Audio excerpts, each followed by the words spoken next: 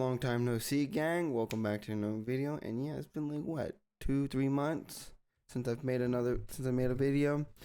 Back at it again, making a video on what, the new Path of Exile shit that dropped, the new league and stuff, the Return of the Ancients. I haven't seen anything since Friday. I haven't watched no content, haven't even touched it, haven't even looked into any of it, haven't even checked out any of the stuff in it and all that good jazz.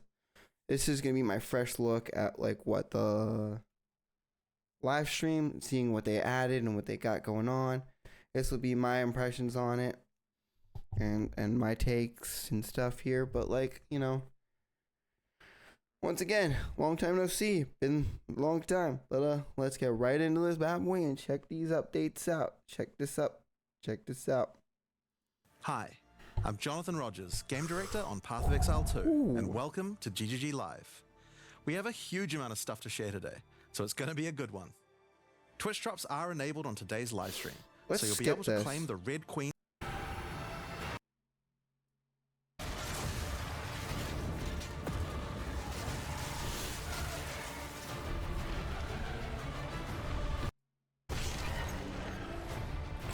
New endgame quest. So we're getting an endgame quest. The Origins of Divinity. Looks interesting. Oh, I like this little design here. These boxes. Looks like it's gonna be interesting.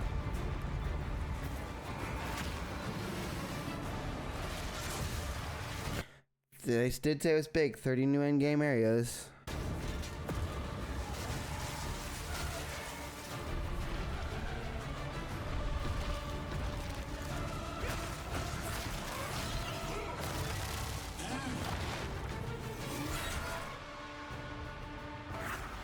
Another new ink. Ooh.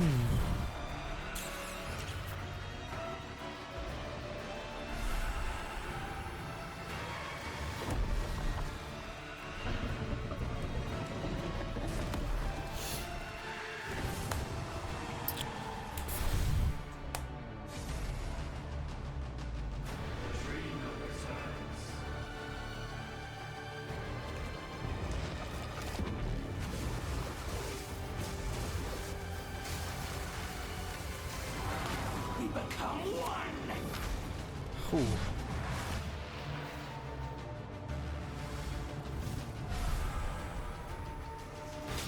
You are completely alone.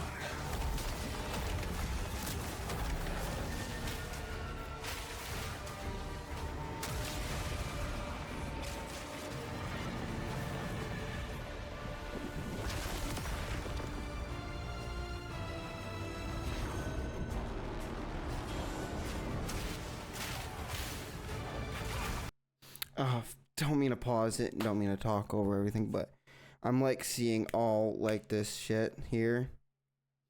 25 Calgary skills. We're getting pinnacle bosses for each. Endgame activity for each Oh, 25 new Calgary skills, which what are the Calgary skills?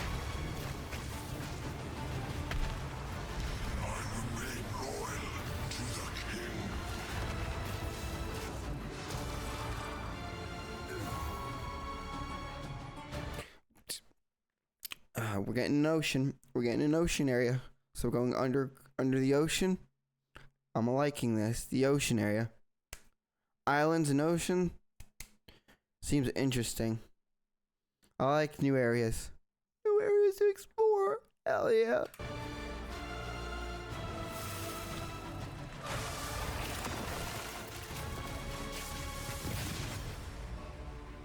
Hunt like it's your last. Continue the search. See what you can find.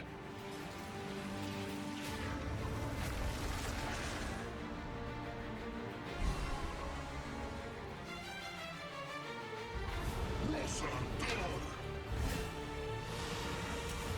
15 new bosses and pinnacles. So we're getting not just only 15 bosses, we're getting pinnacle bosses, which you're hardcore for your hardcore fanatics who really want to grind out and do content like it's nothing. We've got something for everybody here. I'll see how your story ends.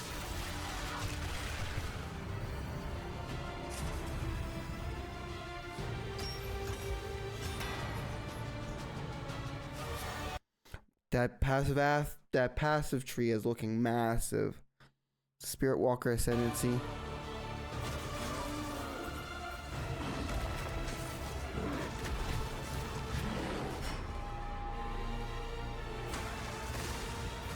I like that. I like that. Just that run, that burst, just the spilled energy. Everywhere, the lightning, the fire. Oh, that looks nice. I might be playing Monk. We might go Monk.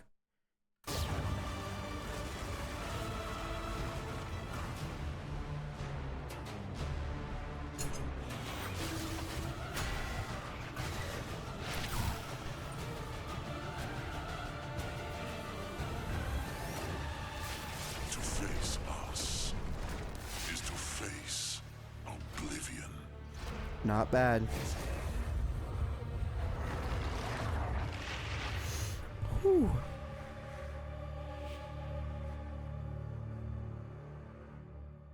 So from like what I'm seeing here, it doesn't look too bad. So as you can see, there's just so much going on in Return of the Ancients, it's hard for even us to keep track of it all. Now we promised that this one was going to revamp the Alright, so let's take a look at this. 5 new endgame storylines. The Origin of the Divinity, The Hare and the Raven, Walking the Dream. We're getting a Rites of the Nameless, Ashes of the Atlas. 2 new, The Spirit Walker and the Martial Artist. Or the Martial Artist I'm going to be probably playing because it looks dope. New League, uncovering stuff, which with each update, each new expansion, they drop a league. So, you know, guaranteed. 15 bosses. 400 plus nodes on the Atlas tree is what I'm seeing there at the bottom. 400 plus. Over 30 unique items. Build plan and QOL features. Fuck yeah. This is shaping out to look nice. 17 plus new Calgary skills. Explore the uncharted seas. I'm seeing a bunch of shit that just looks so... Oh. We haven't even really heard about any of this stuff, and I'm already here for it. And I'm very excited to talk about it. But first, we've got to talk about the League. So to do that, I'm going to hand things over to Mark.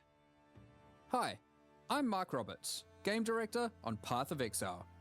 Now, for those of you who are new to Path of Exile, each time we release an update, we also release a new league.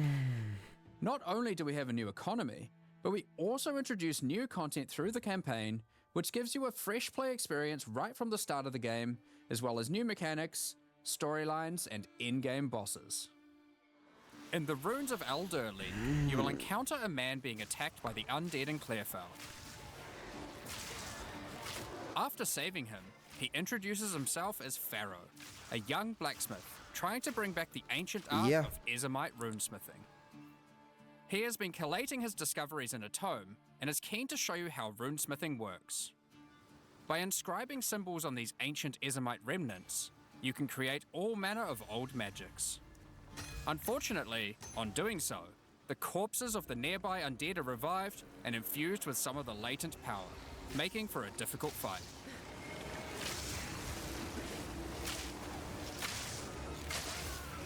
After defeating these monsters, Pharaoh realizes that runesmithing is a dangerous business, and he is going to need the help of someone a little more martially inclined to discover these secrets. He lends you his tome and asks that you note down anything you discover when you return to him. In each area in the Runes of Elder League, you will find a remnant, and as you approach it, you will notice that some symbols are already present, and some are waiting for you to fill them in. Depending on which symbols are already present, you will have different options for which items you can create using this magic. Okay, so it's basically like it's just crafting with the added ability of fighting the mobs, and if you don't win that fight, you don't get that item. Apparently, probably. For example, if you combine Tempest and Lightning, you can create an Orb of Augmentation.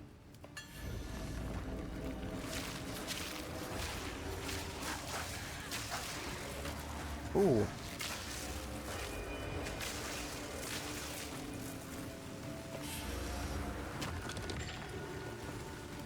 But be careful. The symbols used to craft the items also empower the monsters around the Remnant, who will be revived as undead to fight again with different properties depending on what runes you used. So, if you use a fire rune in your recipe, the monsters will be empowered with fire.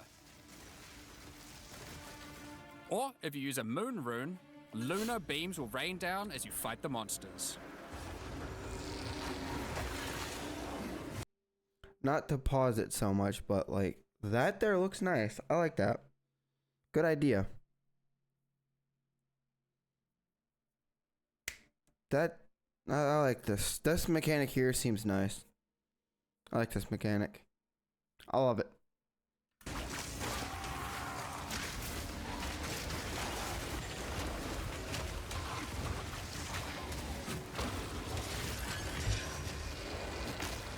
After the fight, break the remnant to receive the item you crafted. As you get higher level, you will start to find remnants with more slots for more runes, allowing you to craft rarer items. Okay, so you can craft As the crafting number right. of slots increases though, more waves of monsters will be added, with each wave being empowered by more and more of the runes.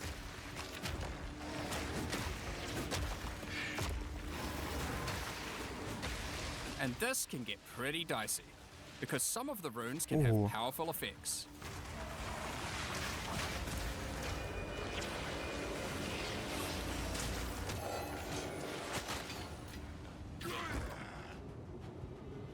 Like the Oath rune, which will cause one monster to be nominated as a leader, spawning waves of minions.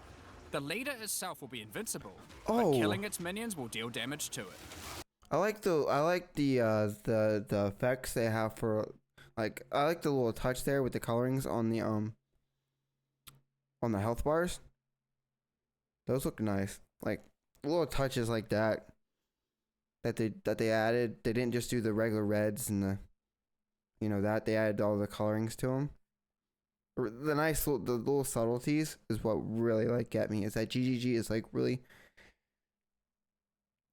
going down on the tiniest of details, and that's one of them that I'm fucking with, is what they did with the health bars for this league mechanic. How to differentiate like that they're part of this mechanic is real nice.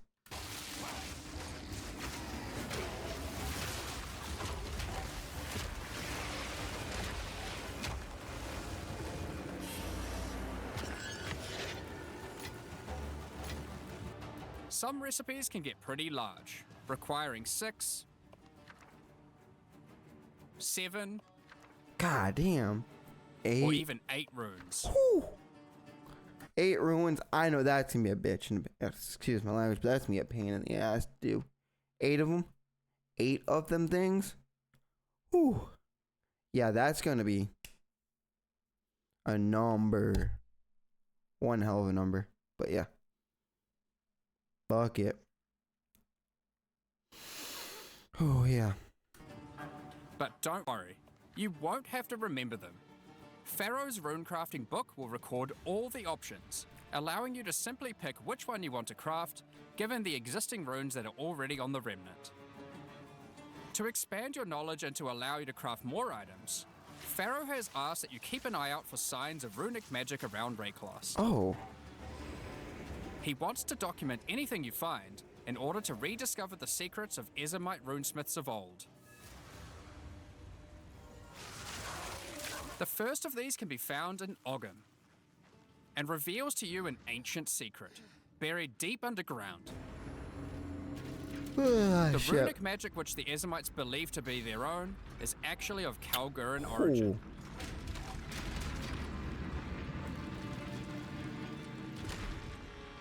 Thousands of years ago, the Kalgurans came to Rayclass to find sources of verisium, a metal on which engraved runes allow control over reality. Pharaoh is determined to learn these ancient ways and gain mastery over them. If you can bring him more verisium, he will be able to use it to smith power into any armor, granting you runic war. He said into any armor? Oh, it grants a runic ward. The power harnessed by the Kalgurans since ancient times. Runic Ward is a new resource that protects you from death. Should you run out of life, your Runic Ward will kick in, sustaining your body until your life can return. It effectively acts as an extra life pool. Of course, should you take enough damage to run out of that, you will still die. Every single piece of armor in the game can be upgraded this way, even uniques. The fact that we can do this to uniques is fucking insane. Our uniques are going to allow us to level once more. Crazy how much depth the gear is getting in this update. Whew. Some are just a strict upgrade, giving Runic Ward with no downside. Others are more extreme, sacrificing defenses to get a much larger amount of Runic Ward. There are even some that add new modifiers to uniques entirely, making them much more viable for higher level play. But the Kalgurans use... I'm gonna say I like that idea a lot. It turns uniques that you would like drop off after like level, like after you beat the campaign, and you would throw it to the side and you'd be like, these are ass. I was just wearing them to use them. Gives your uniques a new breath of light. It gives a new breath of fresh air, a new light. Makes them more usable. I like that. So that you're not sitting there just throwing these uniques to the side and just tossing them to the vendors. That's nice. Runic Ward for more than just a defense. It can also be used to power many other magics. Instead of using gems created from corruption, the Kalgurans used runes of power and fueled them with Runic Ward. Many of the options available from Remnant crafting are new types of Kalguran skills that exclusively spend Runic Ward to wreak havoc. An example is Triskelion Cascade. Using it will cause your next spell to be triggered multiple times in a Triskelion pattern. You can use it with skills like Ice Nova that you cast from yourself. Oh, that was clean. It goes, doom. It goes one circle, doom, two, doom, doom, doom, doom, doom. Oh, I like that. I like the big explosion abilities and stuff, the explodey stuff. I'm also a fan of minions. I do play lots of minion builds. Or with something you target at a distance, like Comet. There are also skills to modify existing effects using runic magic, like Frost Flame Nova. Using this skill on a pack of burning enemies will transform the Ignite into Frostfire, both burning them and building up freeze at the same time. You have basic buffs like Hollow Shell that guards all nearby allies,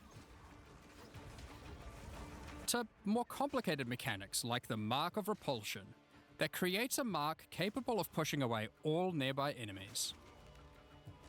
Instead of spending mana, like skill gems do, all these skills cost Runic Ward, and unlike gems, they don't have a color. Colorless. More usability on these. Colorless. I heard colorless. Cost Ward. A new get. Oh my. GGG. Outdone yourself here. New skills. 400 plus passives.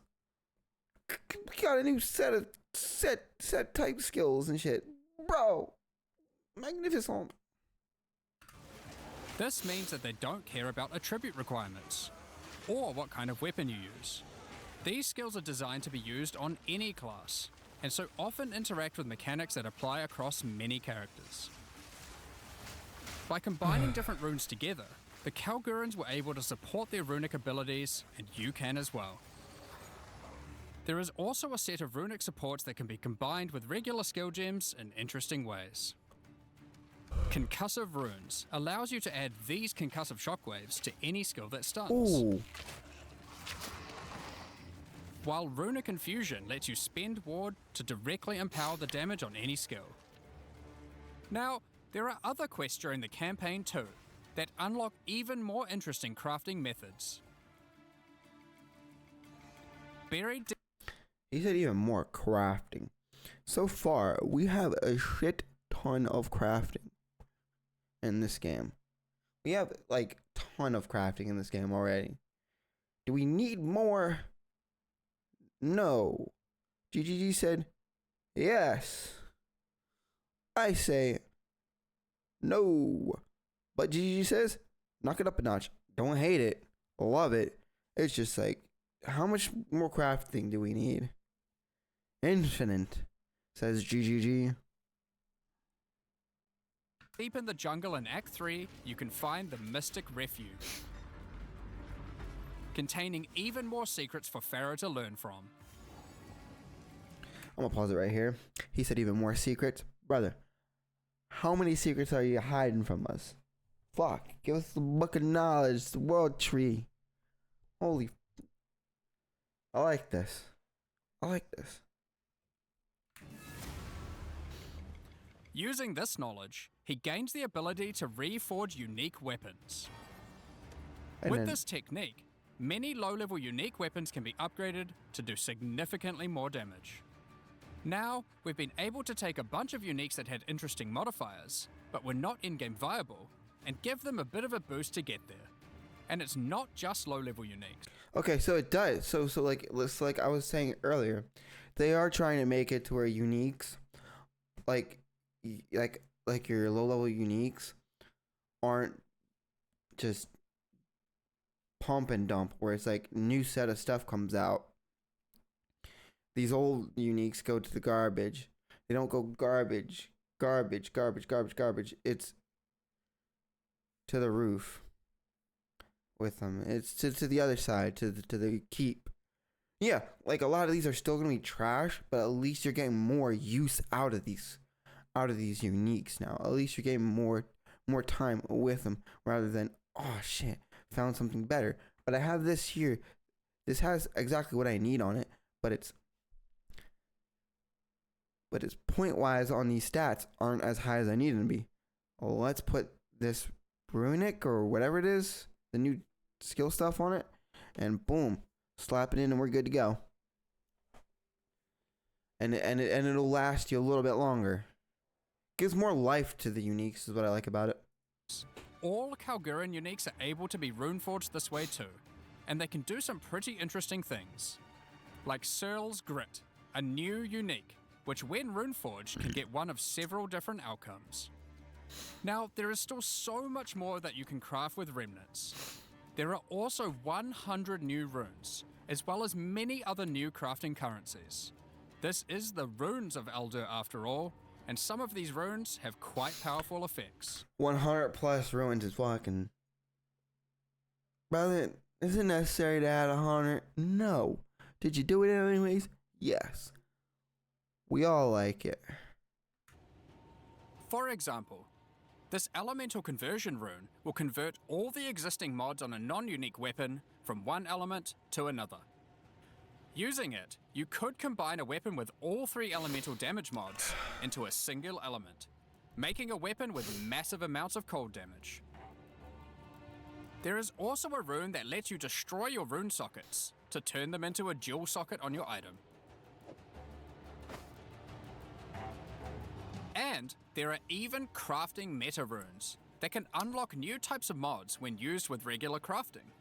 For example, this Rune of Chronomancy will unlock a set of time-related mods to be crafted on your boots.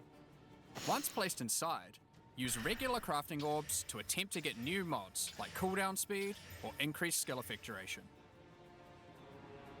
You can also create a new type of currency called alloys. Using regular metals alloy. Einstein's theories and fucking science has nothing on POE's fucking POE2's crafting system here, brother. Do we need to not say more? You said string theory is hard to learn? Learn how to fucking craft in Path of Exile 2 to be the best gear ever. Wild. With Verisium, new modifiers not normally available can be directly crafted onto your items. Using imbued alloy could improve your ailment damage, for example. There are honestly so many options here that unlock all sorts of crazy crafting projects. So I think people will be experimenting with these for a long time. Once you get to King's March in Act 4, Pharaoh finally meets Danig, a real Kalguran runesmith. And riddled with excitement, he wants to learn how to merge modern Kalguran techniques with the ancient knowledge that he has found. From here on, Pharaoh joins in the Kalguran expeditions that Danig has been leading. With the ancient knowledge that Pharaoh brings to the table, the Kalguran expeditions that Danig has been going on will change significantly. For those of you who haven't played it, the Expedition League mechanic involves carefully placing explosives, uncovering the buried dead, and recovering Verisium from them. Oh, By choosing... that's the other mechanic. And then we add more stuff to this mechanic. I forget what it's called. You know, there's 100+ mechanics in the game, so like, you know, give or take. I don't keep up. I just make the content. Where to place the explosives, you can choose which kind of challenges you would like to face, or rewards you would like to claim. But unlike before, expeditions now contain the remnants from Runes of Eldur, allowing you to do some specific crafts along the way using the new League crafting mechanic. One very important difference from the simple remnant encounters, though, is that the empowerments that the remnants grant apply to every monster down the explosive line for the rest of the encounter, stacking together. This can lead to some pretty extreme situations. If you stack too many... The pretty extreme situations, brother. All I've heard is extreme situations throughout this whole 9 yards we've been talking about this league. We haven't even gotten into the actual fucking patch notes and patchworks and other bull. I enjoy this. I like how they're implementing this mechanic into other mechanics. So this league mechanic is getting implemented into the runic system. It's getting implemented into all our others. So far, we're seeing it with this. I think. Hey man, if they incorporate it into every other mechanic, then that'd be dope. But this one so far, it seems like the route they're going is this has something to do with every mechanic. If not, cool. If it just affects this one, I'm down. I don't do this mechanic much. Or I really don't do any mechanics besides just straight up map and push. Many remnants, you might be in for a fight beyond your abilities, but the rewards can be very worth it. Each mod on the monster is improving the items that they can drop. Once you get to the endgame, you will find that the Atlas has changed substantially. To the south, you will now find the coastline of Rayclast, with the ocean beyond. King's March has not fared well after the Cataclysm, and lays in ruins. Rog's shop has been destroyed, but he is much more concerned about his wife, Gwenin. He would like to launch an expedition deep into the ocean to find her, and this begins a new major mechanic for expedition, exploring the ocean. Previously, a logbook was a single encounter. Now, using a logbook, you can send ships to explore an area of the ocean to the southeast. Wait, we can send ships to sail to the oceans? Are we actually gonna get onto these islands, or is it more of like a POE1 where we did the ship stuff? Where we would pay the ships to do the adventures. Either way, it does sound dope if they do it either or. Let's keep this and see what's it doing on this one. Wow. Uncovering a range of islands to begin your search for Gwenin. You can hop from island to island, doing many new encounters. Okay, so it is the one. It isn't the stuff from POE1. It is actually just hop. You're gonna go from island to island, which is still pretty cool. Pretty cool, pretty dope, pretty fire. There are islands with expeditions, grand expeditions,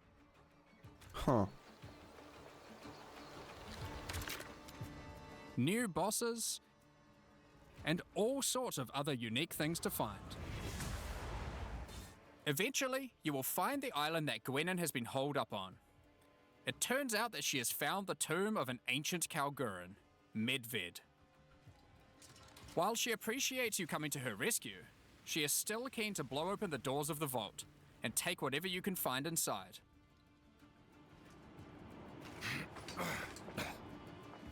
It's just a shame that Medved isn't as dead as you previously assumed.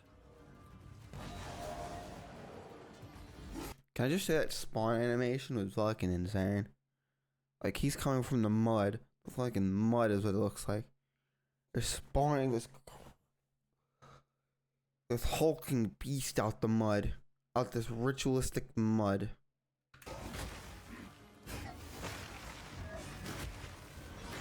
Now, after you have defeated Medved, you will find another logbook. And this time you can use it to choose which direction you want to explore. The ocean is vast and contains a huge number of new islands to find. With each logbook, you can explore one sector and you can go as deep as you like. There are all sorts of interesting objects to uncover and dungeons to explore. Many of the islands have expeditions with totally new mechanics. So for example, here is a volcanic island with voltaxic sulfite. Blowing up the sulfite will unleash extra waves of enemies. But there is also this wall with a suspicious light coming from behind it. On blowing it open, a giant ogre comes out, and he is determined to eat as much sulfite as possible. The more sulfite mounds that you have blown up, the more empowered and the more rewarding he will become.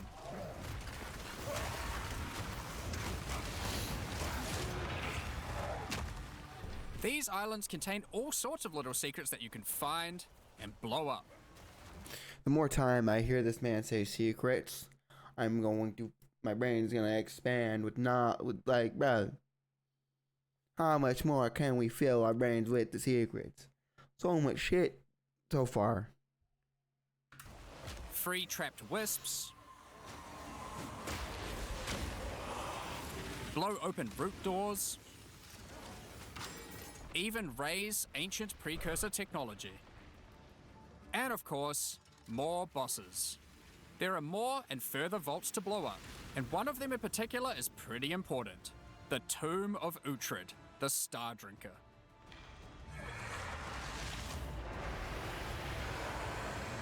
I gotta say though, GGG is good with naming their bosses and naming things in game. GGG, like, character naming for these mobs and bosses is insane and it's nice. I like it.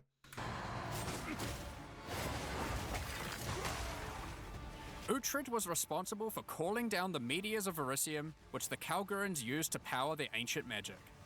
And upon defeating him, he calls down a truly gigantic one into the ocean nearby. So we end up nuking a fucking island? Shit, brother. Visiting it, you find that it is shrouded by a strange energy emanating from the Verisium core of the meteor within. There is something growing in there, and it can't be anything good.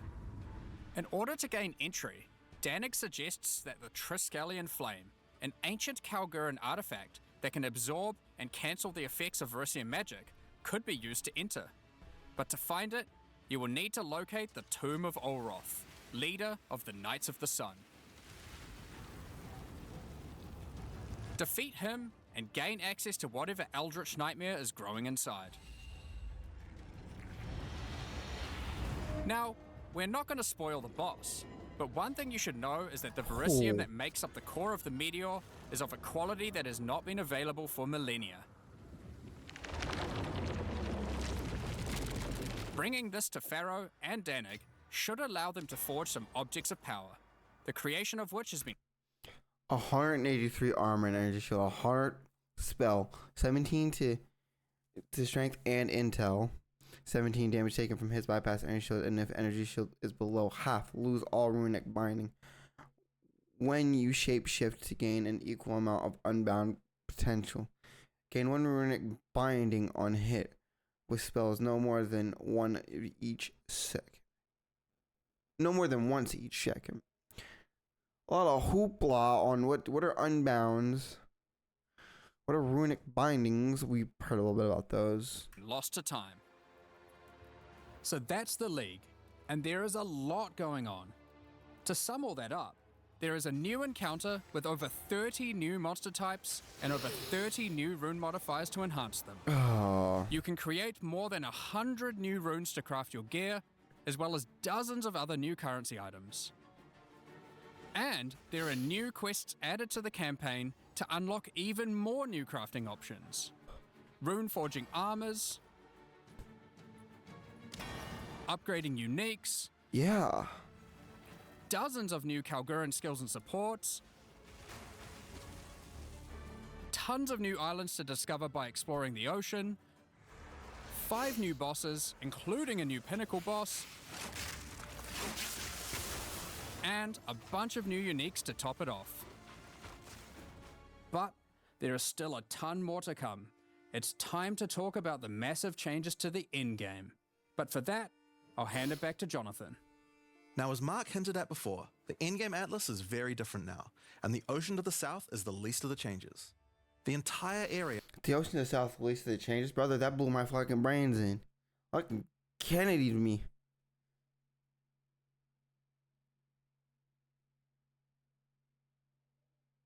Like, bro, what more could you add to the end game? We just got a league. A league with this much content. What are we getting? This much now from just simple changes? around your starting location is now teeming with new quest lines and things to discover. Will you investigate the strange forest to the west? The cracks in the earth to the east? Or perhaps visit the ruins of a Val city in the north? The Atlas now has fixed points of interest at specific locations, giving you specific objectives that are easy to find. Like before though, no matter which objective you choose, going to towers to see what's out there is always a good idea. The first time you do that though, something new happens. The earth shakes, and a gigantic fortress rises from the earth. A remnant of the ancient precursor civilization.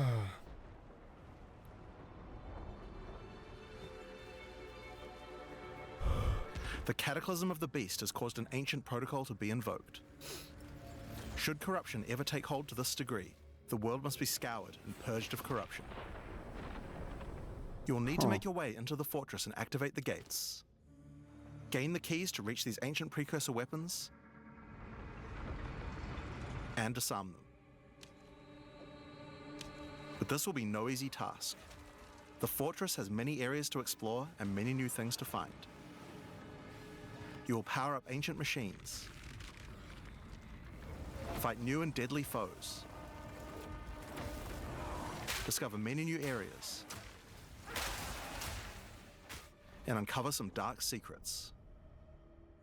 Now, the Fortress is the first of the new full endgame storylines that we're adding in 0.5, and there's a lot going on with it. But not only that, it has some pretty cool new mechanics as well. The areas inside the Fortress are special. Many of them have new mechanics or rewards that they grant. Like this map, where all the rares are contained in essence crystals. Or this one, which replaces all monster packs in the area with strongboxes.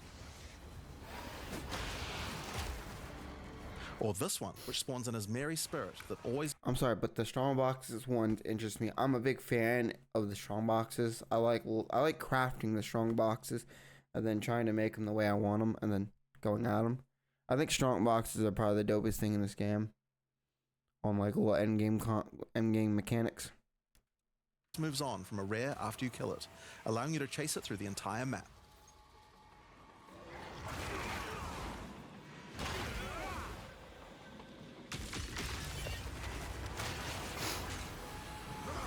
Now, just like the normal areas of the Atlas, you'll need to fight the map boss of each area to complete the map. But unlike a normal map, the ones in the fortress each contain precursor nodes after the boss, and activating these nodes will give you points for the new and improved Atlas passive tree. Now, we had an Atlas passive tree before, but it was one of the areas of the endgame that just wasn't up to scratch. The Atlas tree now works quite a lot differently. We have significantly upgraded the kind of mechanics that you can find on the Atlas tree. Like this one, that gives a chance to make rogue exiles you fight retreat from combat and move to an adjacent map. Before you fight them again, they'll upgrade their gear and come back with a grudge this time. There are also a lot of nodes that combine mechanics together in new ways, like this one which lets Asmeri spirits possess strongboxes. All the regular monsters that come out of them are touched by the spirit, and the rares are all possessed, giving you some incredible loot potential. Okay, so that's Mary Spirits. So it's okay. I'm here. Strong boxes are my favorite to do.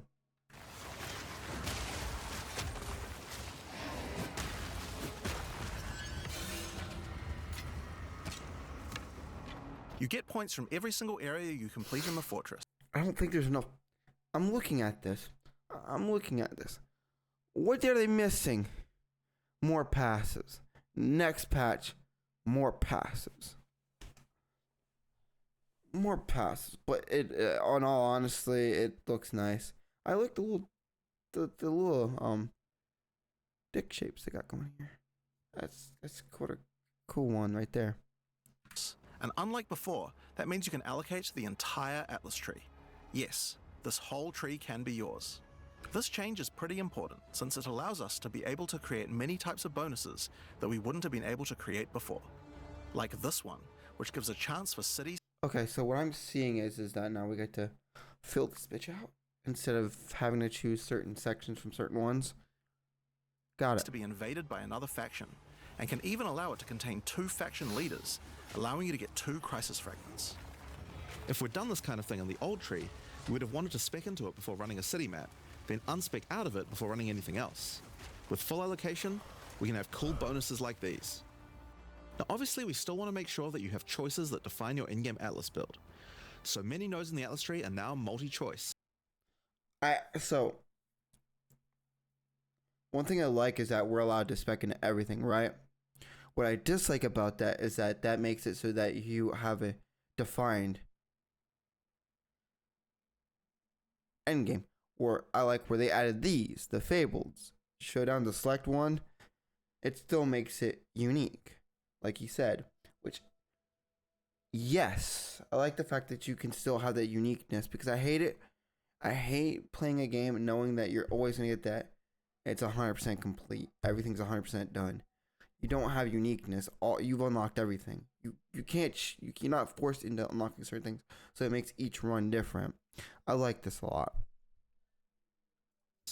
Everyone will get the node, but which bonus you choose to use is up to you. Do you want your powerful boss maps to contain more essences, summoning circles, or rogue exiles? But there's also nodes that contain more unusual things. So for example, on this node you can choose. Do you want to give a chance for shrines to instead be given to the map boss in the area, making them more challenging but dropping special loot? Or would you rather give a chance to be given a shrine buff before entering boss arenas, making for an easier fight?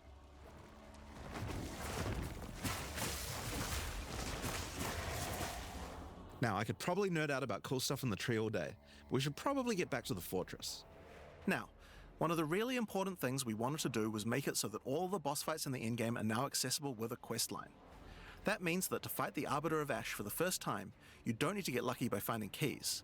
They will be in fixed locations and there's a quest to get them. But the Arbiter of Ash is no longer the pinnacle of Path of Exile 2. For that, you'll need to travel into the very center of the fortress. An incredible challenge awaits you, should you choose to go there. After the storyline, you still unlock keys for pinnacle bosses in the usual way, exploring the world and finding the keys required to get to them. But we have added a lot more interesting things to find out there as well. There are now all sorts of I see twin terrors already, and I have to stop summoning circles, always summon an additional boss. More mechanics that bosses? can spawn on maps in the wilderness. For example, some maps might spawn as a rogue exile hunting ground, containing multiple rogue exiles who are there to hunt rare beasts. You might come upon them in the middle of a fight and be able to take out both of them. Or a map of champions that makes all the natural inhabitants of the area into magic monsters. Or this one that causes all shrines in the area to release as merry spirits when used. Once you have explored and found your keys, you can return to fight the pinnacle in the fortress again. But this version of him will be harder, and not only that, he will have new unique rewards as well. Each time you fight him, you get the ability to activate one section of the fortress, and any maps that you didn't finish there will be automatically completed, giving you all the Atlas points. So if you're the type of player who doesn't want to explore the fortress, and instead just race out into the infinite Atlas, you still have a way to get all those points. So that's the... I like that. I like not having to do every single little thing. If you don't want to do every single little thing, you can just... I'm more of a player that doesn't want to do every little tedious task. Just give me my shit and let me go to the next area. Let me space out into an infinite void. Origins of Divinity storyline. It's a huge amount of new content with a ton of new areas, 5 new bosses, including a pinnacle, with a bunch of new unique items. But not only that, it also completely revamps the Atlas tree and includes a ton of new map mechanics that you can find both inside and outside the fortress. But this is just one of the new storylines. So let's talk about the next one now, Masters of the Atlas.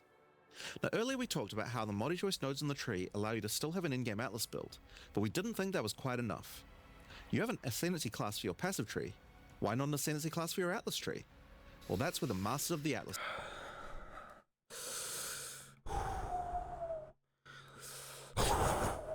An Ascendancy class for your maps. Ascend your maps, brother. Ascend your maps. Let's come in. Throughout Rayclast are many opportunities for those with the skills to find them. Atlas Masters are willing to train you in these skills if you're able to help them in return. One such master is Jado, a member of the Order of the Jinn, an organization that secures powerful artifacts to prevent them from falling into the wrong hands. Jado will send you on missions to investigate strange occurrences on the Atlas and recover the artifacts causing them. And for each one you recover, he will gain more trust in you and teach you more ways of the Order of the Jinn. At level 1, you could choose to massively increase the chance for rare and unique chests, or make it so that all Chests. I like that. I like all things chests. Rarity up on chests. Got it. map bosses drop an additional unique item, I or make corrupted waystones have an additional modifier, but at the cost of making them send you to a totally unknown location.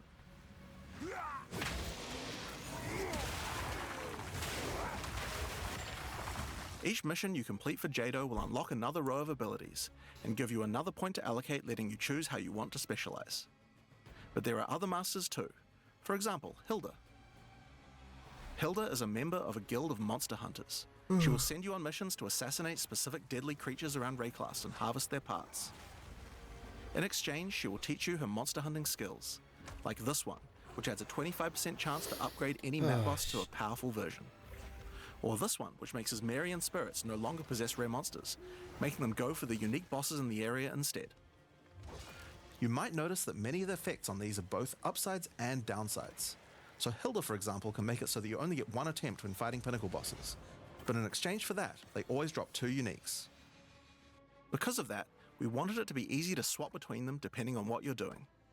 As you unlock each master, they will appear on the side of the screen. Simply click whichever one you want to use to run the map, and all the bonuses you have selected for... Oh, so these ascendancies we can use for...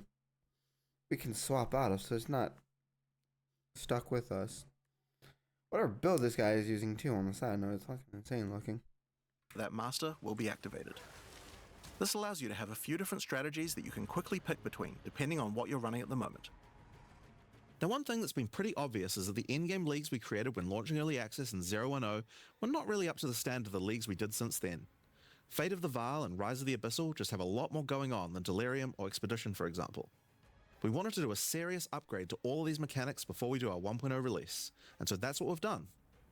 All 4 of the leagues we launched in Early Access have been upgraded with not only new quest lines, but new mechanics, new crafting systems, new uniques, and new pinnacle bosses. One of the really important changes we made to all the leagues is that you can now find them on the Atlas in specific locations, and each one has a quest line that will lead you there to being able to complete the league, along with its Atlas tree and its pinnacle boss. This is true even for the leagues that we didn't do major redesigns to. So let's use Abyss as an example. When you first encounter one in the endgame, you'll get a quest that leads you to the east, where you will find these mega abyss cracks in the earth leading away from the Well of Souls. All the maps along the cracks will contain abysses with special properties, and mapping along these cracks will close the Atlas scale abysses, giving you points for the Abyss Atlas tree. At the end of each Atlas Abyss, you'll find an Abyssal Depths with the boss fight for one of the Abyssal factions, giving you a guaranteed way to fight them. And after completing all 3, you'll get a key for the Well of Souls, allowing you to fight the Vessel of Kulamak. This kind of thing makes an in-game league so much more friendly for new... So much more friendly? Brother, I'm hearing... he said so much more friendly. Friendly for who? I'm trying to convince my friends to get into this game, right? Yeah, tell them about the fucking 900 fucking passives they have in the game now.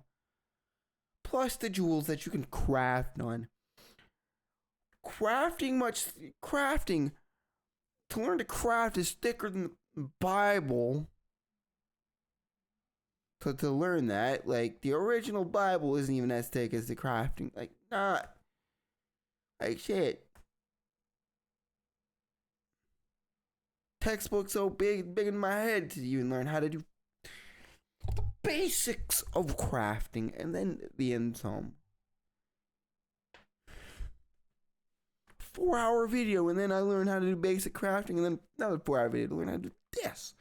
You're telling me this is friendly for people to get into? new players, giving people obvious goals and a guided experience to... Before we get back into this, but you gotta be into ARPGs to want to get into this, but hey, man. complete them. Alright, so let's talk about the first of the upgraded leagues, Delirium, and its new storyline, The Hare and the Raven.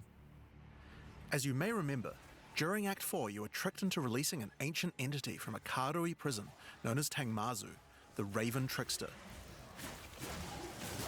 Tangmazu delights in breaking the minds of those who step through his mirrors, and when touching one, he will attempt to destroy your mind with twisted abominations generated from your worst fears.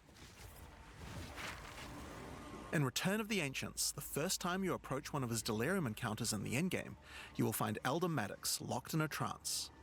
His mind is trapped in one of Tangmazu's delusions, and you will need to free him.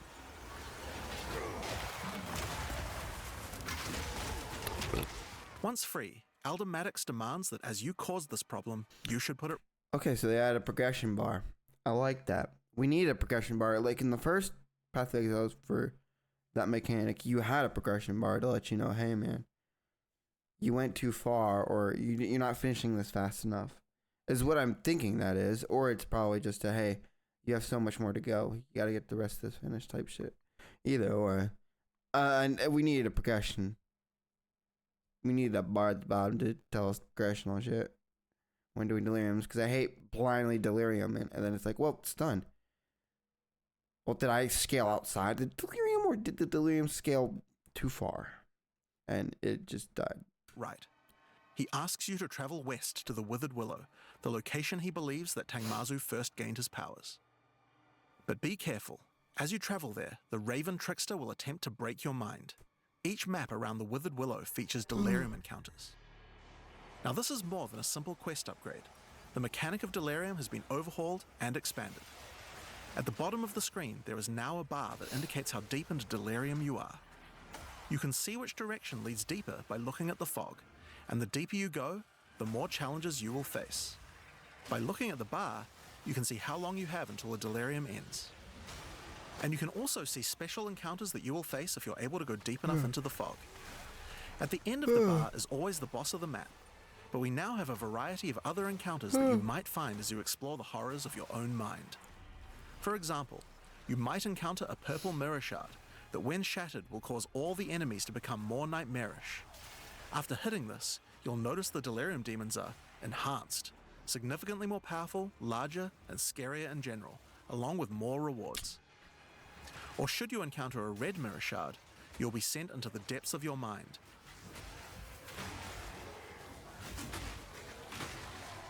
And must escape it while fighting off hordes of your worst fears.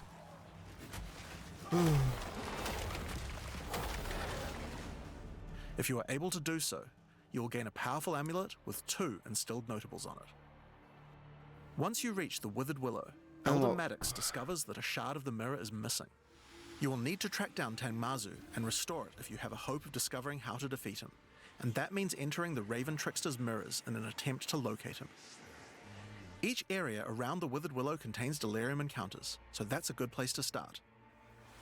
As you do deliriums, some of the special encounters will drop liquid emotions. Normally these emotions can be used to install amulets to add notable passive buffs to them, but in Return of the Ancients, emotions have a new function as well. Each one now has the ability to add crafted mods to jewels, allowing you to add specific mods to an item slot that can be quite difficult to roll. For example, Liquid Despair will allow you to add critical hit chance, while Liquid Suffering will allow you to add movement speed or Air of Effect to your jewels. Oh, I like the speed on the jewel. Movement speed. That actually is a pretty nice jewel. Wow, that is really nicely just crafted there. Well, I like the new stuff But there are many more. Once you've done enough delirium encounters, the location of a grand mirror, an entrance into Tangmazu's realm, is revealed. But it won't be that simple to enter. Using his powers, he reflects the map boss for a ridiculous empowered fight, then destroys the entrance into his realm of madness.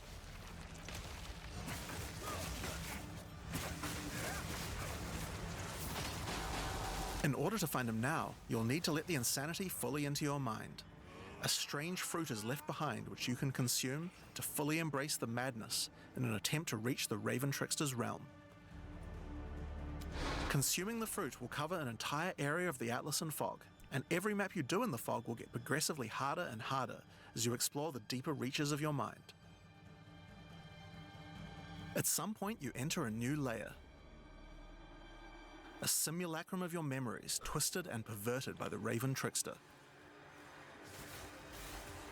Should you be able to complete the simulacrum, Tangmazu will believe that you are worthy of a true challenge, and will let you take the remaining shard of his mirror, allowing you to enter his realm of madness back at the Withered Willow. If you dare to face him, it will be a fearsome challenge. That was dope. That entrance, his head was dope. No pun intended, but like that skull is dope. Oh, that little tap on this. Oh, that was cool. That was a cool intro to getting into the fight. Holy shit, he looks nuts. I like this intro to the fight already. So, that's the new storyline of Delirium. As you can see, it's not only a quest line, there are new mechanics, new crafting options, and new boss fights. But one question you might have is, what happens after? Well, once you've completed the story, grand mirrors will start appearing on the Atlas sometimes after completing Delirium encounters. After doing the grand mirror, you can select where on the Atlas you want to do your fruit-induced drug trip and get another key to fight Tangmazu. I like that. Your fruit-induced drug trip.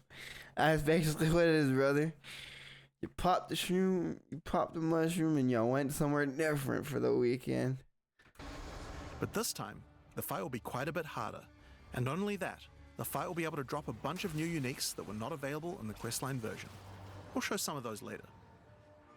After doing a grand mirror, the decision of where to spread the fog can be important, because there are some potent emotions that only come from certain map bosses affected by Delirium this way.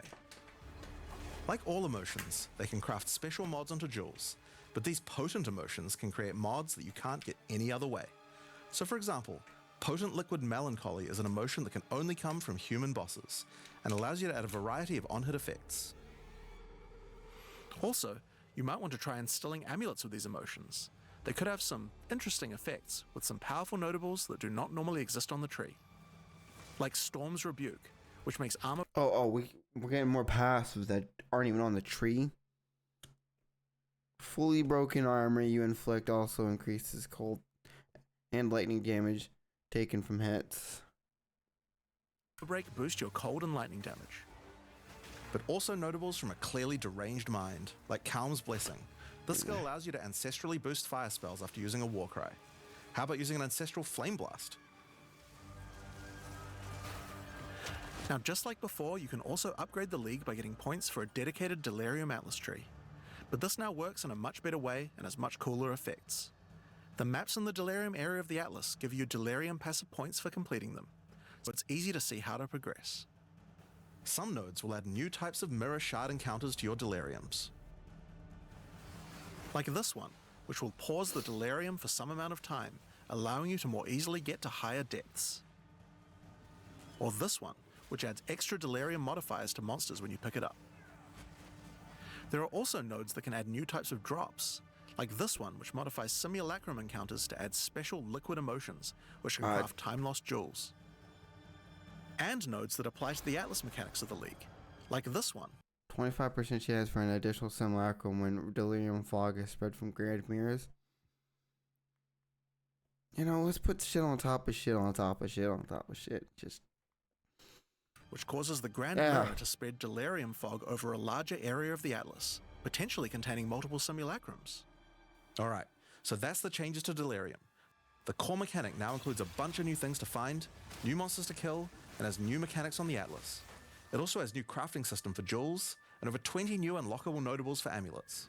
Not only that, but you have a new pinnacle boss with a bunch of new unique items, and a massively upgraded Atlas tree just for delirium. But there's still a lot more to come, so let's talk about Breach next. When you first do a Breach in the endgame, you will find Aelith, one of the Keepers of the Flame, an ancient order of monks dedicated to preventing the Hiveborn from entering the world. As you seem to be a keen slayer of demons, Aelith would like to recruit you to the order and asks that you travel to their monastery to the south. On the way there, you'll start to encounter more breaches, and will notice one of the first changes to the breach mechanic. You still breaches are my second favorite next to doing what was it? Chests. Doing the chest stuff. Breaches are my second favorite. I like doing breaches. Great way to level up. You'll have to kill monsters as fast as you can to keep the breach open, but now you can visibly see how much time you have left to keep it open, and how each kill extends its duration. Once you've reached the monastery, you will learn more about the Keepers. In the 25 years since the events of Keepers of the Flame in Path of Exile 1, the war with the Hiveborn has not gone well, and they have managed to establish a foothold in the world nearby. A gigantic area has fallen to the Scourge, and the Keepers are unable to get inside. Inside the monastery is the Genesis Tree, a powerful asset to the war effort, stolen from the enemy and gifted to the Keepers by the Dreamer himself.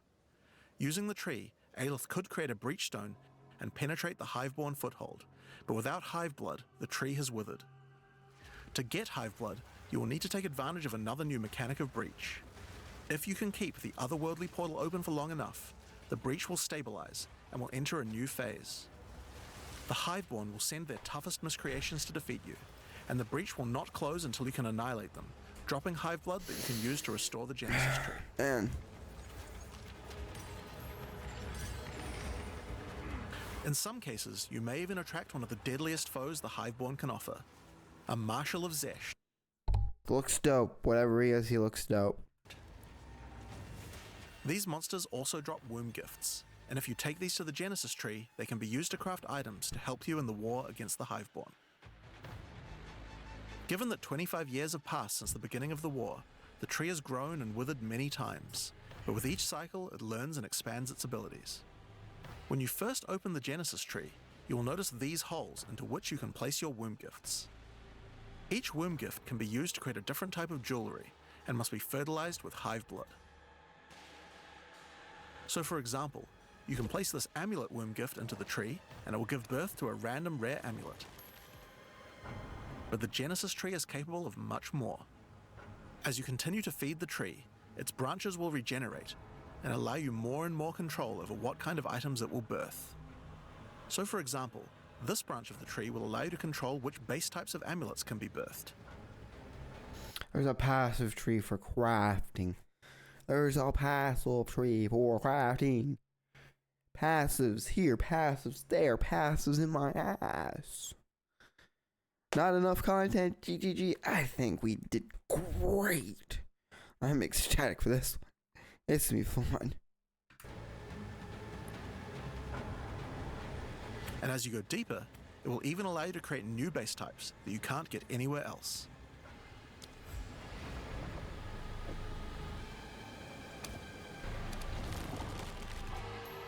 Like this one, which gives you an entire spirit skill for free. Or this one, which has a rune socket in it. To the left and right are branches that will let you control which mods the amulet can get. including making sure that they're higher level or controlling which specific mods that they will always have. With 15 points to allocate, you will have to choose wisely how you want to specialize your crafts, but it's worth noting that this tree doesn't have any cost to respecking it. You can enable or disable the nodes at any time by clicking on them. On rings, we've also added some really interesting new crafting options as well. You have a bunch of new base types like these, but you also Bunch of new base sets, biostatic rings, kinetic rings. Ooh. I do like these rings. This item gains bonuses from socketed items as though it was a glove.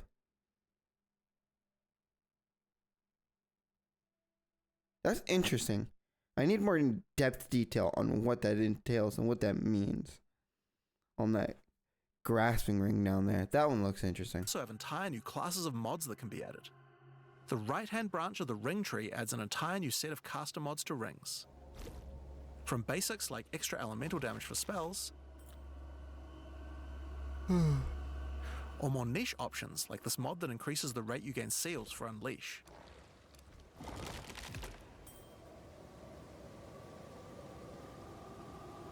And on the left-hand side, you can unlock an entire new set of mods for minion characters. This stuff is actually pretty important, I splooged a little. More minion stuff? I splooged a little. More minion stuff. because casters and minion builds didn't have as many slots with interesting item crafting compared to attack builds. The Genesis tree narrows that gap. There are also trees for belts and currency. I won't go over them too much here, but there are all sorts of goodies in these too, like being able to create new catalysts for jewels, or a belt that gives lightning damage. Once you've done enough breach encounters, you may finally get a womb gift capable of birthing a breach stone.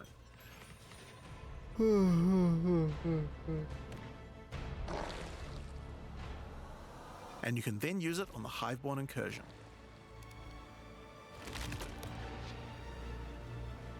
Once used, the true extent of the Breach Demon's foothold becomes clear. They have not only transformed the land, but constructed huge sky hives as well. When you enter the outskirts of their realm, you will discover breach hives. Using the power of the Keepers of the Flame, these otherworldly structures can be burned away when walking through them. But for each one destroyed, more of the Hiveborn will attack when you attempt to purge the hive.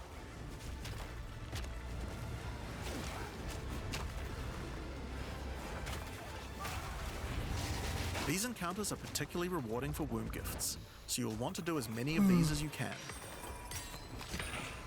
But your real goal are the sky hives deeper into the domain. These twisted creations are securing the demon's entry into our world. Inside the very center are the Breach Lords Tool and Ash, and you will need to defeat them if you want to get rid of the foothold once and for all. Now, once you've completed the questline version, there is still more to do. You will find other breach domains on the Atlas randomly in your travels. For each one, you will need to find a breach stone, destroy the sky hives, and defeat the Breach Lords. And doing these encounters is what will give you access to fight Zesht, the existing Breach Pinnacle boss, which you can access by communing with the Dreamer himself inside the monastery. While completing the questline for Breach, you will also be gaining points for the Breach Atlas tree, and there are a lot of cool new options here. This node will cause breach hives to spawn outside of the Hiveborn domains on the Atlas. And this one will give Aelith additional abilities that you can use while attacking a hive. Okay, so Breach has got a fucking... It wasn't an overhaul. This is a new mechanic in its entirety. They should have just said overhauls. Here's 4 new mechanics with existing pieces from their original predecessors. Like, just... Wow.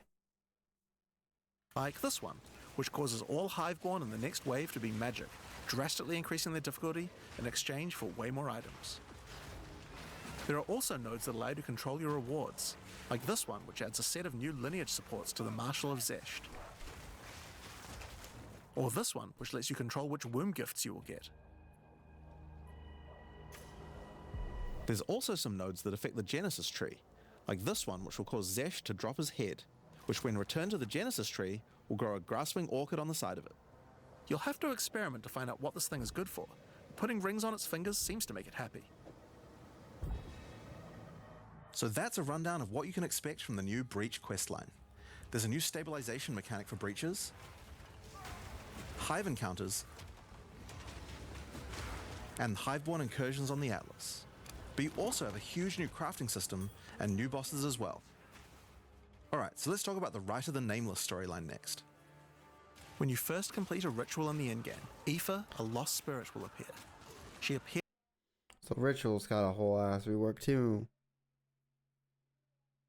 What else is getting reworked?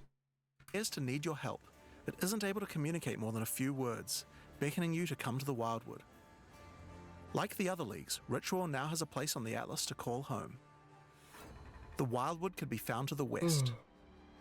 When you first arrive there, Aoife's spirit will guide you in, where you will discover that inside the Wildwood, spirits can take physical form.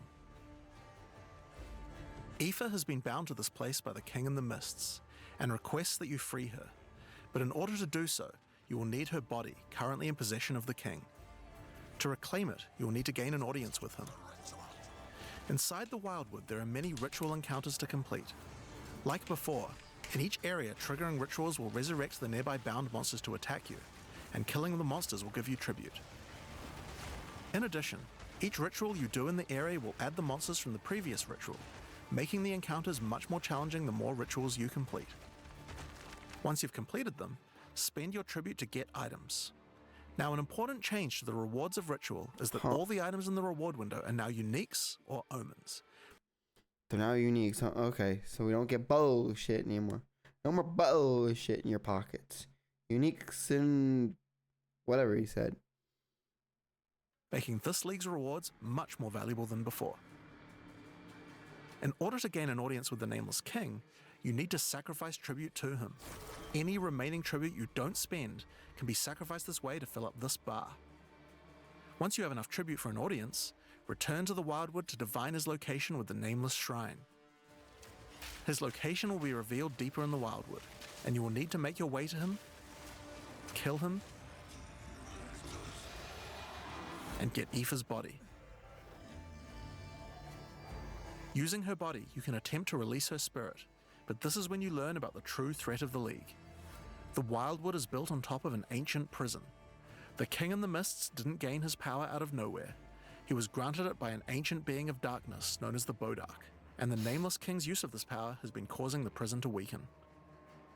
In order to prevent the Bodark from entering the world, a champion will need to enter its prison and beat him back, but those with a name are unable to survive there.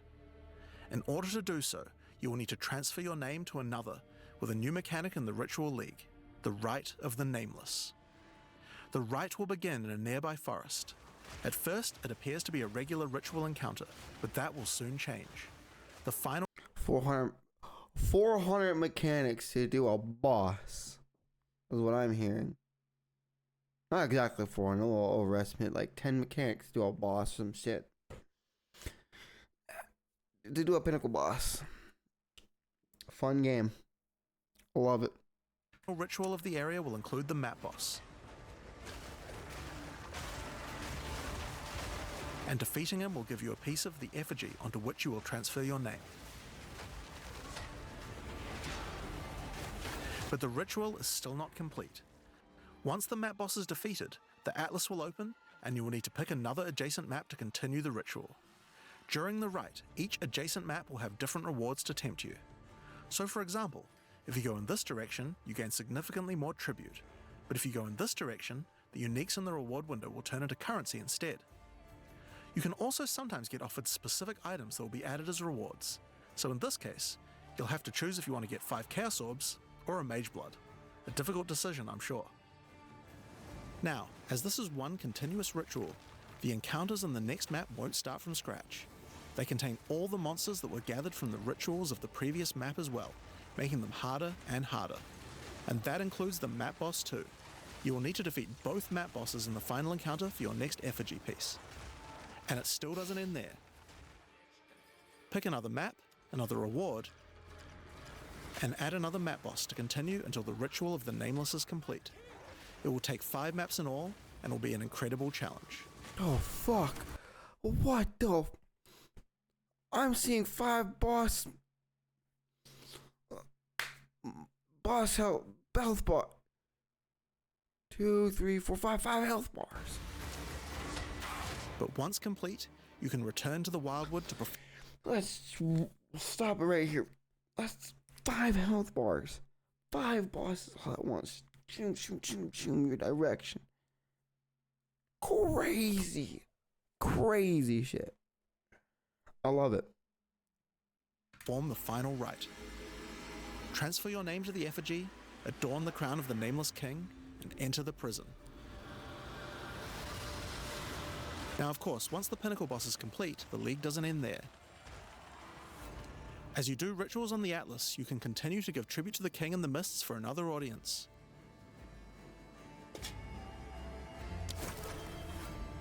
Pick another forest to begin the Rite of the Nameless once more, and this time with a harder pinnacle boss and new unique items to find.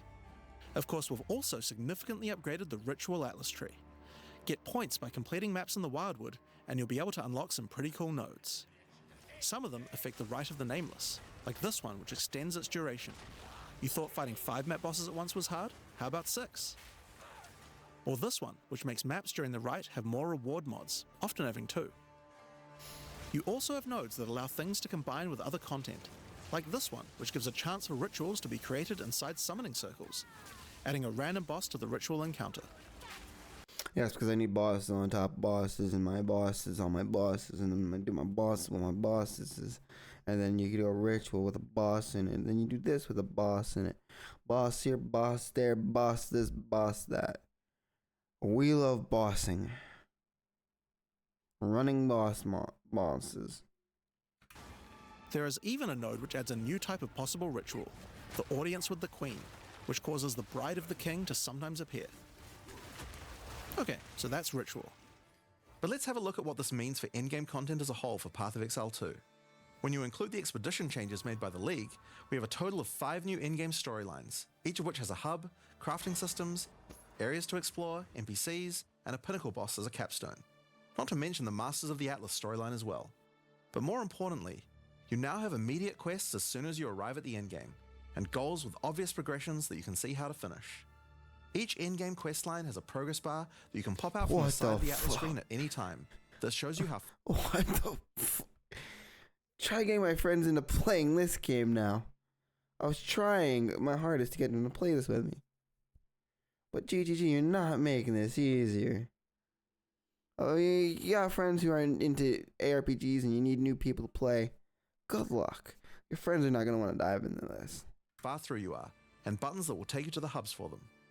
Overall, it's just a way better in-game experience with a significant number of fun objectives to complete. But just in case you didn't have enough goals, we did have one other thing that you might want to complete this league.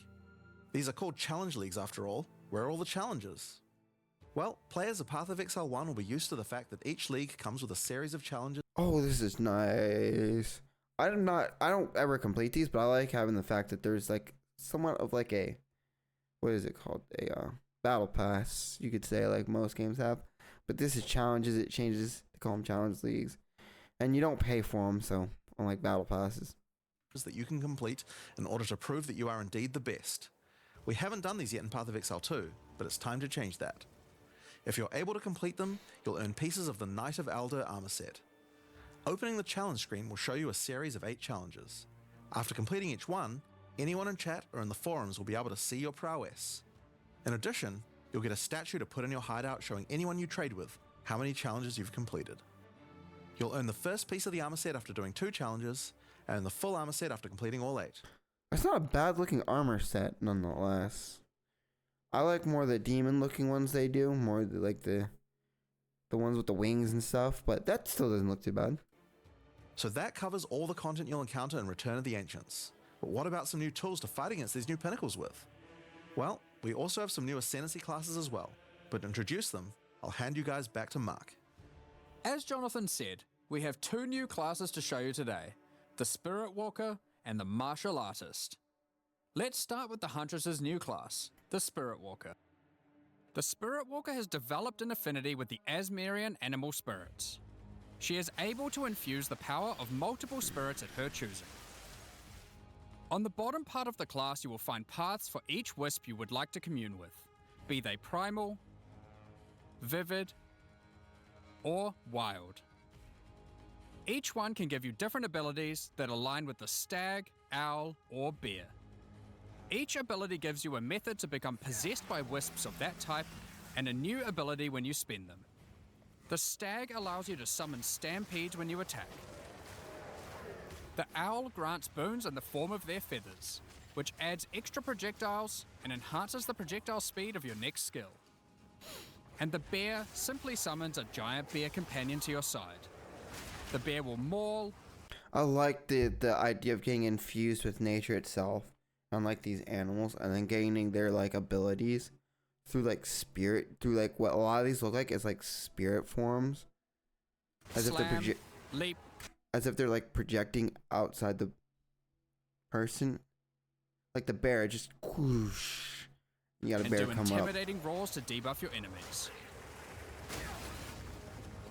Now you can specialize more into each of these wisps, but if you want to combine all three of them, then a new hidden power will be unlocked, the power of the Sacred Wisps.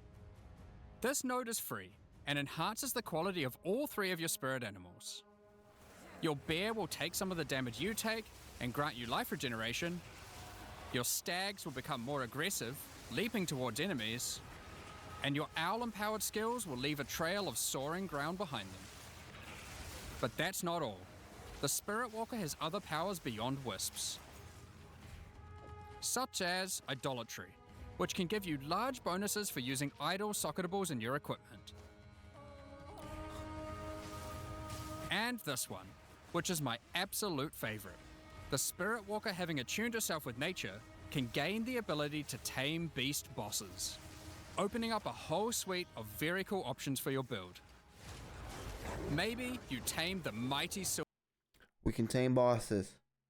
We can tame bosses. I am drooling. That is sick. That is insane. That is lovely. Silverfist in the jungle depths. Or maybe a three-headed chimeral beast in the chimeral wetlands. Or then there's a giant frozen owl beast, Rakar, the frozen talon. There's so many choices. You're going to have to experiment a bunch with this one, and I'm very excited to see what bosses you all choose to have as your trusted boss companion. Next up, we have the monk's new ascendancy class, the martial artist. After decades of training, he has mastered 3 of the 7 hollow techniques. Channeling hollow form technique allows the martial artist to create illusions of himself, which then use a skill of your choosing. Perfect for turning skills with less area of effect into ones that can obliterate packs with ease. Should you find yourself overly vulnerable while channeling, you might This want is to the one I was looking into on playing, because when I heard the monk and I saw like that skilling at the beginning of this showcase, or this stuff, it looked the most appealing because it's just explosions, large radius, and just everywhere. take Way of the Mountain, which causes you to be covered in stone when you immobilize enemies, mitigating large amounts of damage. This can even enhance your attacks too. By hardening your weapon in stone, you can deal even more damage. After taking Hollow Focus technique, you can manifest your spiritual energy into objects. In this case, bells, which will appear around the martial artist and can be shattered by any of his attacks, even ones from the Hollow Form technique earlier. Hollow Resonance technique furthers that by adding a manifested bell to your back, which rings each time you deal a critical strike, damaging all enemies around you. Through all the martial artist's thorough training, he has mastered the flow of internal spiritual energy too, and has engraved runic tattoos around his meridians. By doing That is, wow. I like this so far. One-handed with the staff, and then, yeah. This is nice. This, he can gain the benefit of extra runes. Just open your inventory and add the runes. There is one that counts as a helmet, 2 as a body armor, 1 as gloves, and 1 as boots. Finally, your hands. The ultimate expression of a master of the martial arts. Stone Fist. Taking Way of the Stone Fist will cause your gloves to become a new base type when equipped. Each modifier on the original pair of gloves has an equivalent, more powerful, and more impactful modifier. For example, these gloves add some physical damage, cold damage, lightning damage, some resistances, and life gain on hit. Now, when I equip these, they become literal fists of stone, and not only grant me a bunch more evasion and energy shield, they now also grant a lot more damage. That is insane. So it really takes on to the fact that monks are more hand-to-hand combat. Crazy. I like that touch, the hand-to-hand combat with the monks and the fist stones touch. This here, adding more modifiers because you are wearing gloves is crazy good. I like that. Some maximum resistances, and a significantly higher amount of life gained on hitting enemies. With all the different rune combinations you could do, and the different modifiers on gloves, there's a ton of different build options, and we're looking forward to seeing what you can come up with. Now, with so many new bosses in Return of the Ancients, of course we want to have a huge number of unique rewards. There are some pretty cool things in here, so we wanted to show you a few of them. Twisted Empyrean is a two-handed mace made from the purest of Verisium, combined with the beast's. Insane. I like the crit on it. I like it. It's cold. And I like how it has like that fizz to cold too. Corruption. It converts all of your mace's skills fire damage to cold, and visually does so too, turning your volcanic fissures into glacial ones. Oh, I like that. Not only does it make it cold damage, it makes it look like it's doing cold damage.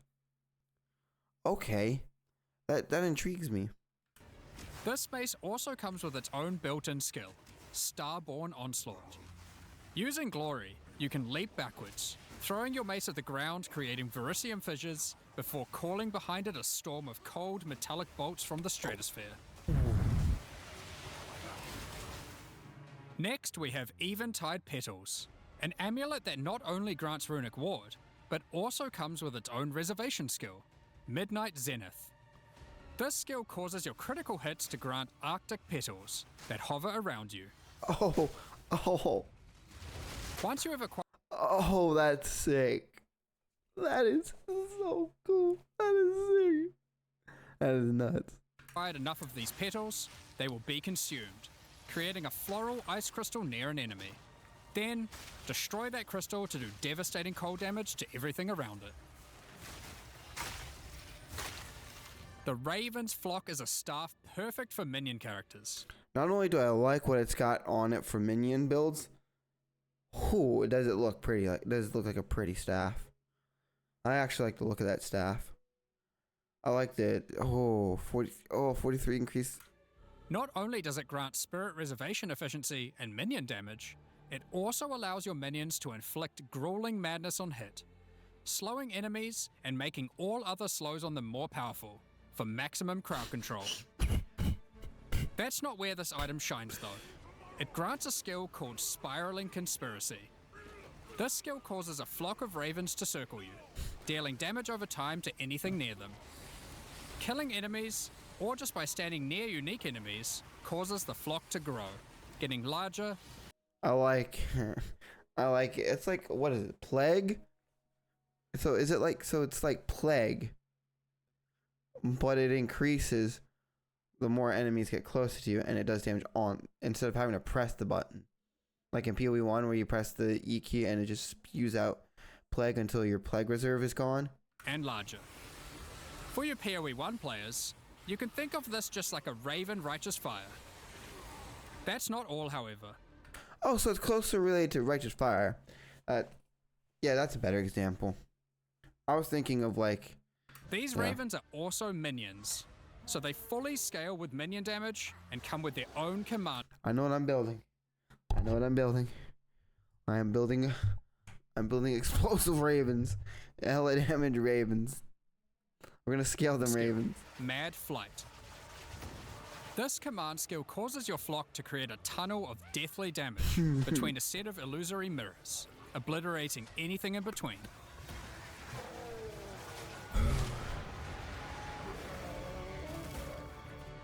Horror's Flight is a pair of gloves instilled with the purest of fear.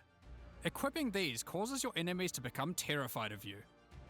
These gloves cause you to gain stacks of fear incarnate when you kill enemies.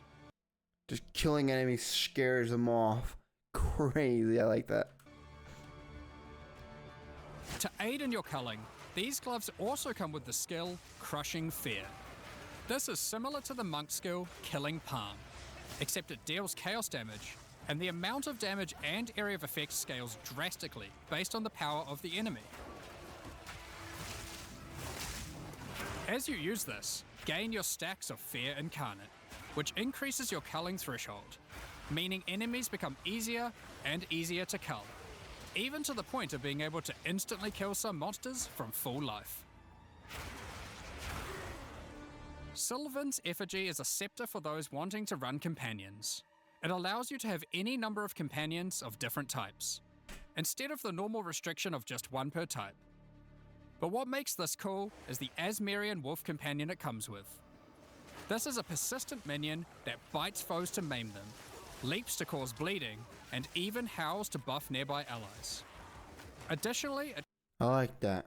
I like that. I like that. So basically, the people who want just, here's minions. Look around. There's nothing but minions. You got it here. comes with the command skill Eternal Hunt, which when used it will have. Like I said, it's just how many minions can you put in an area? Hell, man, I can't see myself. There's so many minions. I like doing those builds too. The how many minions can I have builds. Now, calling on the spirits to manifest spectral wolves to ambush all foes around you. Liminal Coil is a crazy wand. It allows you to apply as many curses as you please, but those curses will have no effect. What's the point then? 2 reasons.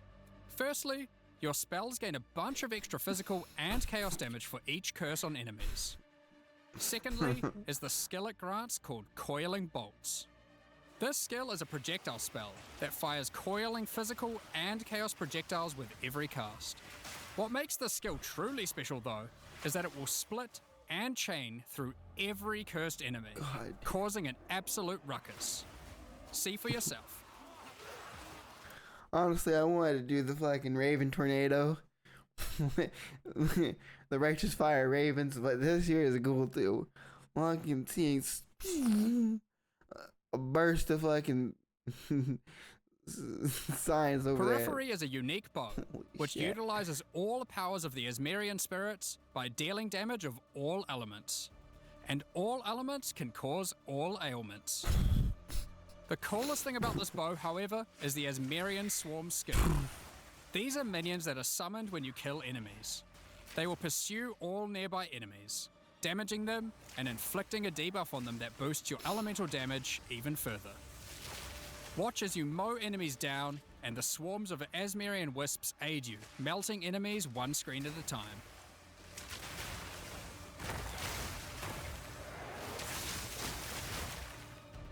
The Ordained is a new spear, mastering in physical and lightning damage, with high critical strike chance too. This spear allows you to leech life not only from physical damage, but lightning too. It also creates a fragment of divinity nearby periodically. What are those? Well, this spear has the skill Righteous Descent, which is an epic, divine leap, aided by angelic wings. I like the and the wings. I like that. Like, they didn't miss one bit with these skills. If you use the skill when a fragment of divinity is nearby, it will become empowered, dealing significantly more damage, gaining massive area of effect, and bypassing its cooldown. When fighting a boss, let a bunch of the fragments spawn, and then just unleash your divine havoc, obliterating them. Last, but not least, we have a new unique jewel, Voices. Voices is simple. Do we need more shit to add to the passive tree? No, but we did anyways. The main passive tree has not been talked about yet, but here we are. It consumes 1 jewel slot to add more. There are versions that add 2 jewel slots, 3 jewel slots, and for those who are absurdly lucky or rich, one with 4 jewel slots. Equip it and notice the slots appear next to your character's portrait in the center. Ooh. One of the things we are concerned about is how long it takes for experienced players to replay through the game in each new league. As we learned from Path of Exile 1, one of the things that can really help is having elements in the campaign that tell you where to go, if you know what to look for. We'll cover just one example per act for Acts 1 to 3, but there are many more than just these. For example, Hunting Grounds in Act 1 is a large, sparse area, containing multiple entrances and landmark encounters. Here's an example of some of the changes we've made here. Finding the ritual encounter in this area isn't too difficult. Now after completing it, a trail of locusts will lead to the entrance to Freythorn. Just follow it and find the source of the evil. They definitely needed this for new players, because new players would just be fucking blown away just by not having a quest marker or like a quest guide. Thank you. This isn't the 1, 2, 3 skip the whole end game shit that we've been wanting, but you know, hey, this works too. Hopefully they add that eventually.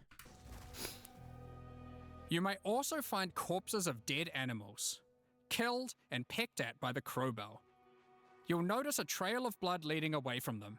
Follow the trail and it will lead directly to the boss. We even put a signpost on the road to tell you which way to go to find Ogham Village. In Act 2, in the Mastodon Badlands, you need to find the Lightless Caverns and track down the Abyssal. Now to make this quicker, in the level you'll find these cracks. Just follow them, and it will take you right to their lair, allowing you to find and unlock the Well of Souls. In Act 3, the jungle areas have camps of explorers to sell you items. However, they are now even more useful. By talking to the explorers... Thank you. I just fucking hated opening them up and like, alright, nothing here. Let's walk away. They will point towards the next area. Not only that, but it will also reveal it on the minimap, so you can know exactly where to go. It's not new items, but hey, at least he does more than just give you shit. These are just some examples. We plan to do more and more of these over time in order to streamline the experience. Now, as this is an in-game expansion, it makes sense that we would work on Atlas QOL. We've added a search box that updates live as you type. Have a specific map you want to run? Now they will be much easier to find. If there are multiple maps, hitting enter will move you from map to map.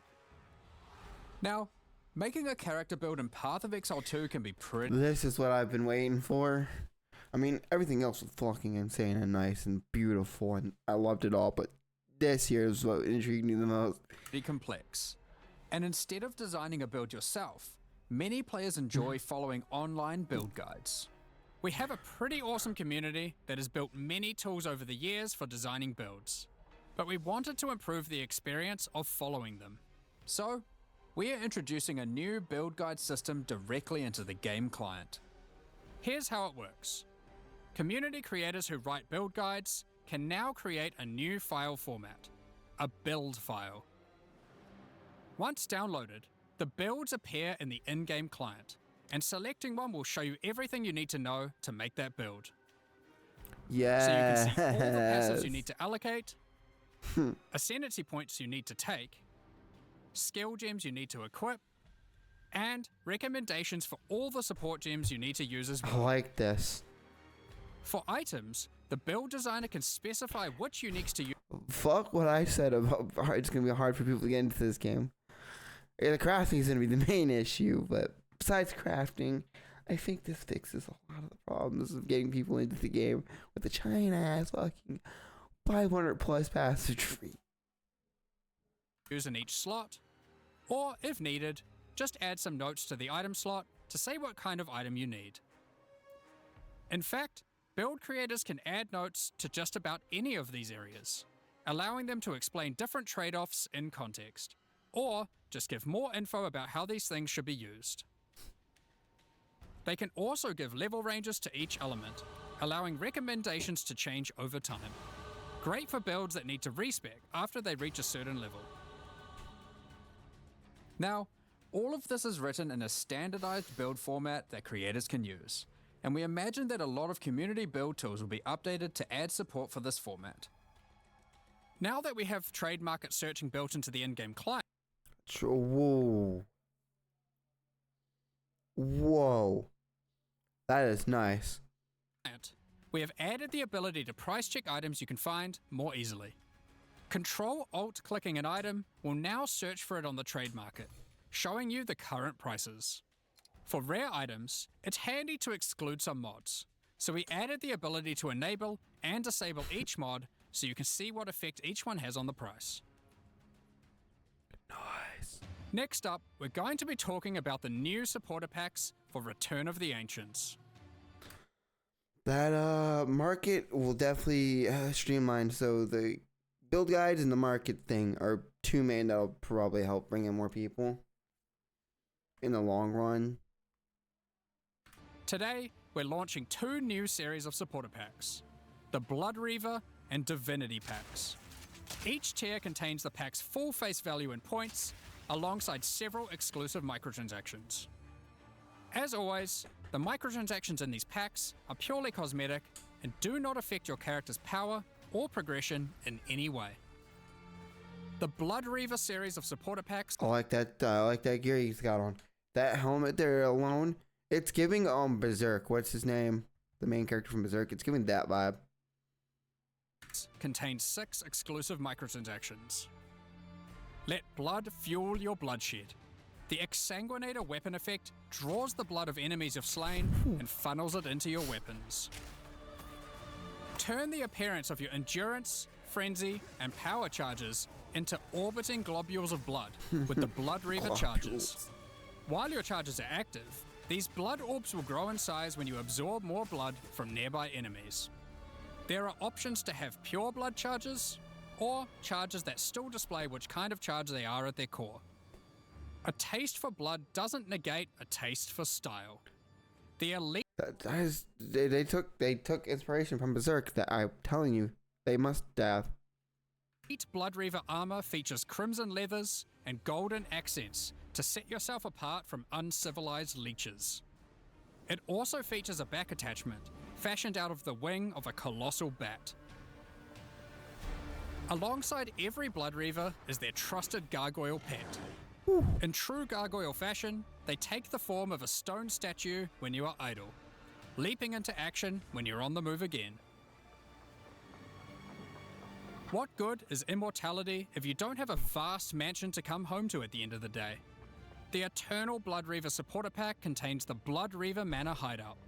This exquisite 2-story estate features an organ, a grand dining table, and cages for your visitors. For your visitors, I like that. He had the plot there. You can alter the walls to create as many or few rooms as you like. Last but not least, the Servant of the Manor, eternally bound to the Order of the Blood Reavers. This henchman will manage your store, so you can spend more time spilling blood. Stop that. We won't disappoint you. But if we do, you've our permission to beat us most violently. God damn, that voice line was crazy. We don't do right, just beat the fucking piss out of us. The Divinity Pack series also contains 6 exclusive microtransactions. Call on Divinity to aid you in eluding enemy hits with the Divinity Dodge Roll effect. As you sprint, actual divine lightning wings will form out of your back, leaving a trail of radiance as you engage or escape from combat. For situations that are too dicey, call on the gods above to send down the Storm of Divinity portal to create a safe passage for you to retreat through. Adorn yourself with the Knight of Divinity armor set, a highly revered attire only bestowed to those deemed worthy for the divine cause. Equipping the divine... They look nice. Like, I'm not gonna hold it to you. GGG does nice work. I just like that first pack better. Surge character effect empowers you with a storm of divine energy. Using skills causes the storm to burst from your character, spilling raw divinity into the area around you. The Arbiter of Divinity wings are the final piece remaining to emphasize the force divinity has over this realm.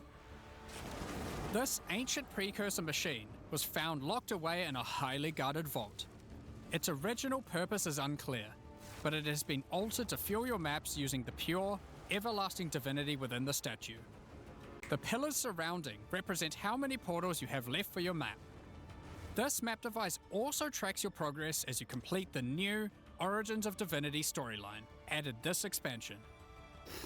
Additionally, all microtransactions from the supporter packs will be made available for use in Path of Exile 1. On release weekend, we will also be releasing the Return of the Ancients mystery box, which will contain 2 armor sets, a set of map devices for your in-game adventures, a new tracking scroll that records the amount of currency you've gained I like that. I need that. I want that. from the currency exchange or your shop, and much more, like a set of finisher effects and affinity stashes. That's not all, however. The Fragment Stash tab is finally coming to Path of Exile 2, and with it comes some tabception. Inside this one tab, there's a tab for your various boss key fragments. There's also a tab for all your precursor tablets, with each type of tablet getting 6 tabs of storage. Finally, there's a tab for your Djinn barriers and inscribed ultimatums, both of which get their own 6 tabs. That's a lot of tabs. So that's everything in 0.5. This is by far the biggest update we've ever made to POE 1 or 2. New in-game storylines, pinnacle bosses, crafting systems, items, ascendancy classes, and so much more. Now, because this update contains so much in-game content, we're doing significantly more testing than usual. For that to happen, we're taking a little longer than usual between the announcement and the release. 0.5 will be released in 3 weeks on May the 29th, with the patch notes being released on the Friday before that, on May 21st. But there's just one more thing to talk about. Now that the endgame is up to scratch, we have to start talking about our plan for 1.0 release. The feedback we've had during early access has been critical for making all the improvements that we'll be making to the game. At the same time, we had to create enough in-game content to make an RPG that can call itself a successor to Path of Exile 1. Well, with 0.5, we now believe we have reached that point, and so this is going to be the last full-size league during early access. That's right, the next big update is going to be 1.0. Now, normally we would do our next big content release in August, but in the run-up to full release, our plans take a little longer on this one. As big as 0.5 is, 1.0 is even bigger. So we'll be launching 1.0 this year sometime after ExileCon. But that doesn't mean we won't be doing updates in the meantime. In this final phase, we have a lot of things to polish throughout the game and balance to improve. I'm sure there'll also be feedback about the new endgame that we need to incorporate too. The difference is that the focus is not going to be on adding more content like the previous updates, it's going to be on improving what we already have. But we still want to encourage people to try out all the balance changes and improvements that we're making. So we're going to be running a few event leagues during this phase alongside each update. Think remixes of existing mechanics or features. And speaking of ExileCon, don't forget to pencil it in on the weekend of November the 7th in New Zealand. ExileCon is a gathering of our players, and a chance for us to showcase everything we'll be working on for both Path of Exile 1 and 2. And this one will be particularly important for us, since we finally get to unveil some of the coolest content that we've been working on for a while now with Act 5 and 6. Tickets for the in-person event are currently sold out, but don't worry, all the announcements and talks are going to be streamed online for all of you to watch. Wow. Wow.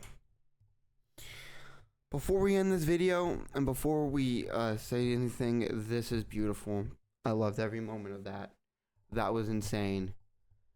I don't have any critiques. Everything was done as I would. I was excited when they added those last two things. The new market stuff and the QLL for making it easier to streamline builds is nice. I fucking love this. Not much more to say, but I'm blown away. Hope you guys are. Let me know what you guys think in the comment section down below on this new update. But peace out. See you guys later, and hope you guys have a good one. Peace out.